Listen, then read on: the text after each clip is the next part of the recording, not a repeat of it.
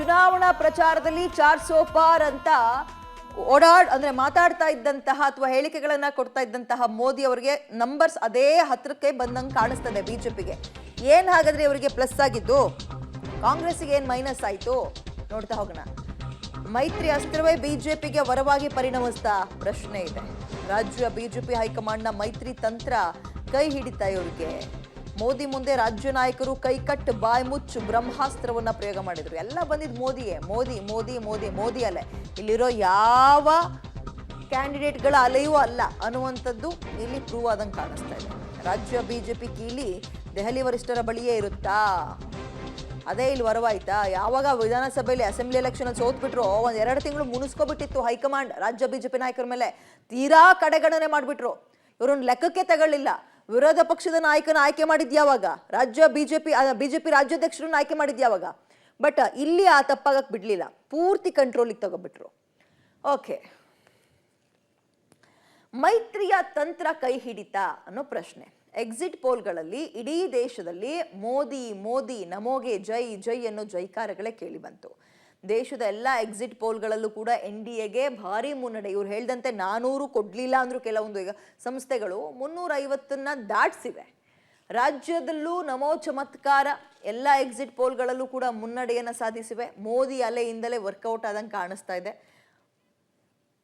ರಾಜ್ಯದಲ್ಲಿ NDAಗೆ ಹೆಚ್ಚಿನ ಸ್ಥಾನ ಸಿಕ್ಕರೆ ಅದಕ್ಕೆ ಕಾರಣ ಮೋದಿ. ಮತ್ತೊಂದು ಕಾರಣ JDSನ ಮೈತ್ರಿ. ಅವರು 3 ಕ್ಷೇತ್ರದಲ್ಲಿ ನಿಂತಿದ್ರು ಕೂಡ ಎಲ್ಲಿ ನಿಂತಿರ್ಲಿಲ್ವೋ JDS ಬೆಂಬಲವೂ ಕೂಡ ಬಿಜೆಪಿಗೆ ಸಿಗ್ದಂಗೆ ಅಲ್ವಾ? ಹಾಗಾಗಿ ರಾಜ್ಯದಲ್ಲಿ JDS ಜೊತೆ ಮೈತ್ರಿ ಮಾಡಿಕೊಳ್ಳುವ ನಿರ್ಧಾರವನ್ನ ಯೋಚನೆ ಮಾಡಿದ್ದೆ ಬಿಜೆಪಿ ಹೈಕಮಾಂಡ್. ವಿಧಾನಸಭಾ ಚುನಾವಣಾ ಸೋಲಿನ ನಂತರ ಮೈತ್ರಿ ಐಡಿಯಾ ಬಂತು ಇವ್ರಿಗೆ. JDS ಮತ್ತು ಬಿಜೆಪಿ ಒಟ್ಟಾಗಿ ನಿಂತ್ಕೊಂಡ್ರು. JDSಗೆ ಗೆಳೆತನದಿಂದ ಕಾಂಗ್ರೆಸ್ ಮಣಿಸಬಹುದು ಅನ್ನುವ ಸತ್ಯನ್ನ ಹೈಕಮಾಂಡ್ ಅರಿತು. ಅಂದ್ರೆ JDSನ ನಾವು ಮೈತ್ರಿ ಮಾಡ್ಕೊಬಿಟ್ರೆ ಕಾಂಗ್ರೆಸ್ನ ಮಣಿಸ್ಬಿಡ್ಬೋದು, ಸೋಲಿಸ್ಬಿಡ್ಬೋದು, ಮಕಡೆ ಮಲ್ಗಿಸ್ಬಿಡ್ಬೋದು, ಗ್ಯಾರಂಟಿಗಳು ಕೈ ಹಿಡಿಯಲ್ಲ, ಏನು ಕೈ ಹಿಡಿಯಲ್ಲ ಅಂತ ಅವ್ರಿಗೆ ಅರಿವಾದಂಗೆ ಕಾಣಿಸ್ತು. ಹೀಗಾಗಿ ಕೆಲವರ ವಿರೋಧ ಇದ್ರೂ ಕೂಡ ತುಂಬಾ ಕಡೆ ಸ್ಥಳೀಯ ನಾಯಕರುಗಳು ಒಪ್ಕೊಳ್ಳಿಲ್ಲ ಮೈತ್ರಿಯನ್ನ. ಕಾರ್ಯಕರ್ತರು ಕೂಡ ಒಪ್ಕೊಳ್ಳೋಕೆ ರೆಡಿ ಇರಲಿಲ್ಲ. ಬಟ್ ಹೈಕಮಾಂಡ್ ನಿರ್ಧಾರ ಮಾಡಿ ಆಗಿತ್ತು. ಮೈತ್ರಿ ಐಡಿಯಾವನ್ನ ಕೊಟ್ಟಿದ್ದೇ ಹೈಕಮಾಂಡ್. ಹಾಗಾಗಿ ಬಿಜೆಪಿ ಮತ್ತು JDSನ ಮೈತ್ರಿ ಬಹಳ ಅದ್ಭುತ ಪರ್ಫಾರ್ಮೆನ್ಸ್ನ ಈ ಎಲೆಕ್ಷನಲ್ಲಿ ಕೊಟ್ಟಂಗೆ ಕಾಣಿಸ್ತಾ ಇದೆ.